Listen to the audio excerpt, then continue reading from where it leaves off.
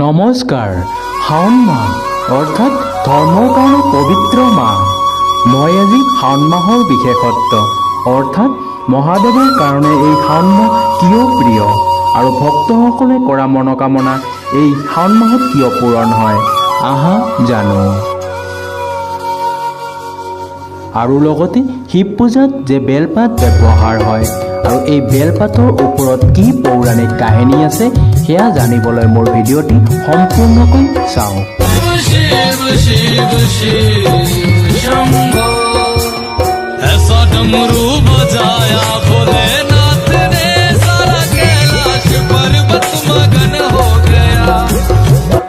ভিডিঅ'টি আৰম্ভ কৰাৰ আগতে এষাৰি কথা কওঁ, যদি আপোনালোকে মোৰ চেনেলটো এতিয়ালৈকে ছাবস্ক্ৰাইব কৰা নাই তেন্তে প্লিজ ছাবস্ক্ৰাইব কৰিবলৈ নেপাহৰিব।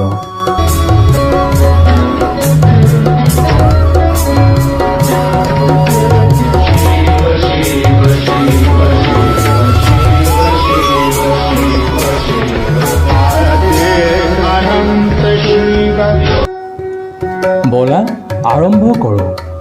পৌৰাণিক আখ্যান অনুসৰি শাওণ মাহটোক দেৱাদিদেৱ মহাদেৱ ভগৱান শিৱৰ মাহ বুলি জনা যায়। এই বিষয়ত আখ্যান মতে যেতিয়া সনত কুমাৰে মহাদেৱক সুধিছিল শাওণ মাহটো আপোনাৰ কাৰণে কিয় ইমান প্ৰিয়, তেতিয়া ভগৱান শিৱে কৈছিল যেতিয়া সতী দেৱীয়ে তাৰ পিতৃ দক্ষৰ ঘৰত যোগ শক্তিৰ জৰিয়তে শৰীৰ ত্যাগ কৰিছিল, তাৰ আগতে দেৱী সতীয়ে মহাদেৱক প্ৰতিটো জনমতে স্বামী হিচাপে পাবলৈ প্ৰতিজ্ঞা কৰিছিল। দেৱী সতী দ্বিতীয়টো জনমত পাৰ্বতী নামেৰে হিমাচল আৰু ৰাণী মইনাৰ ঘৰত পুত্ৰী হিচাপে জন্মগ্ৰহণ কৰি তাইৰ যুৱতী কালত অনাহাৰে শাওণ মাহত কঠোৰ ব্ৰত কৰিছিল আৰু মহাদেৱক প্ৰসন্ন কৰি বিবাহপাশত আবদ্ধ হৈছিল। আৰু তেতিয়াৰ পৰাই মহাদেৱৰ কাৰণে এই শাওণ মাহ খুবেই প্ৰিয় হৈ গ'ল। এই কাহিনীটোৰ লগতে পৌৰাণিক কথা অনুসৰি আখ্যানসমূহত আন এটি কাহিনী শুনিবলৈ পোৱা যায়। দেৱতা আৰু অসুৰৰ মাজত সাগৰ মন্থন যেতিয়া হৈছিল সেই সময়ত এবিধ কালকূট বা হলাহল নামৰ বিষ ওলাইছিল আৰু সেই বিষে পৃথিৱী ধ্বংস কৰিব বুলি ভাবি সেয়া মহাদেৱে নিজেই পান কৰে।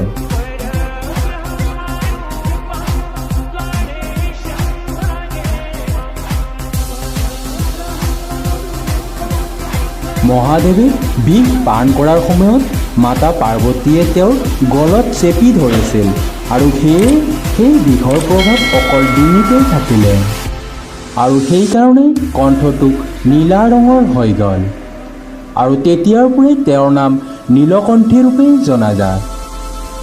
বিষৰ প্ৰভাৱ ইমান মাৰাত্মক আছিল যাৰ কাৰণে মহাদেৱে প্ৰচণ্ড গৰম সহ্য কৰিবলগীয়া হৈছিল আৰু সেই গৰমৰ পৰা পৰিত্ৰাণ দিয়াবলৈ দেৱৰাজ ইন্দ্ৰই বৰ্ষা কৰোৱাইছিল আৰু তাৰ লগতে দেৱ দেৱী সকলোৱে মিলি ঠাণ্ডা পানী ঢালিছিল আৰু সেয়ে এই শাওণ মাহত অতিপাত বৰষুণ হয় আৰু তাৰ ফলস্বৰূপে কৈলাশপতি মহাদেৱক ভক্তসকলে শিৱলিংগত ঠাণ্ডা পানী প্ৰদান কৰে।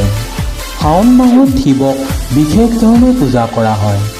মহাদেৱক পানী, গাখীৰ, দৈ, ঘি, চেনি, মধু, গংগাজল, কুঁহিয়াৰৰ ৰস আদিৰে স্নান কৰোৱাৰ পিছত বেলপত্ৰ, শমীপত্ৰ, দুৱৰী, কুশ, পদুম, জবা আদি ফুল অৰ্পণ কৰা হয়।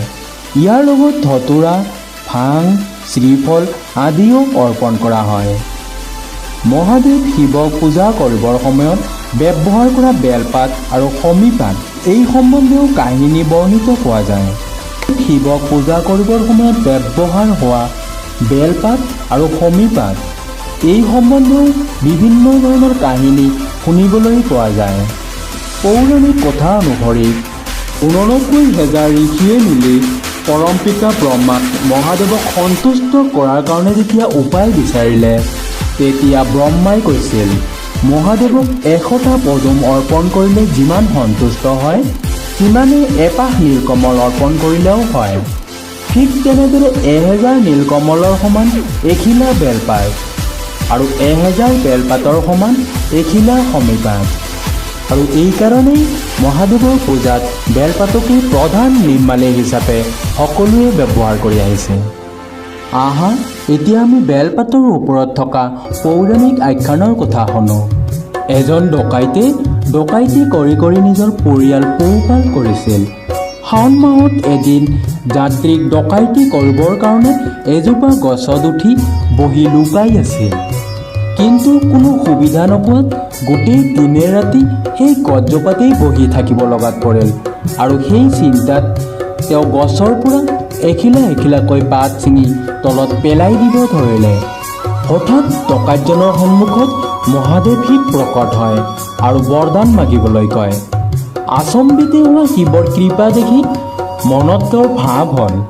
যিজোপা গছত বহি আছিল সেইজোপা আছিল বেলগছ আৰু সেই বেলগছজোপাৰ তলতেই আছিলে এটি শিৱলিংগ আৰু তেওঁ ছিঙি দিয়া এখিলা এখিলা বেলপাত এই শিৱলিংগটোত পৰিছিলে আৰু তাৰ পৰাই শিৱ প্ৰকট হৈ তেওঁক দেখা দিছে। আৰু তেতিয়াৰ পৰাই মানুহবিলাকে ভাবিবলৈ ধৰিলে যে শিৱক সন্তুষ্ট কৰিবলৈ হ'লে বেলপাতৰ প্ৰয়োজন। আজি মই আপোনালোকক শুনোৱা এই কাহিনীভাগ শুনি কেনে পালে প্লিজ মোক কমেণ্ট কৰি জনাব। আৰু যদি মোৰ এই ভিডিঅ'টি ভাল লাগিছে প্লিজ লাইক এটা কৰি দিব আৰু লগতে যদি আপোনালোকে মোৰ এই চেনেলটোত প্ৰথম ভিজিট কৰিছে তেতিয়াহ'লে প্লিজ মোৰ এই চেনেলটো ছাবস্ক্ৰাইব কৰি ল'ব। আৰু আগলৈ আকৌ কিছুমান এনে নতুন বিষয়ৰ ভিডিঅ' আপোনালোকলৈ লৈ অহাৰ প্ৰতিশ্ৰুতিৰে আজিলৈ ইয়াতেই সামৰিছোঁ। ধন্যবাদ।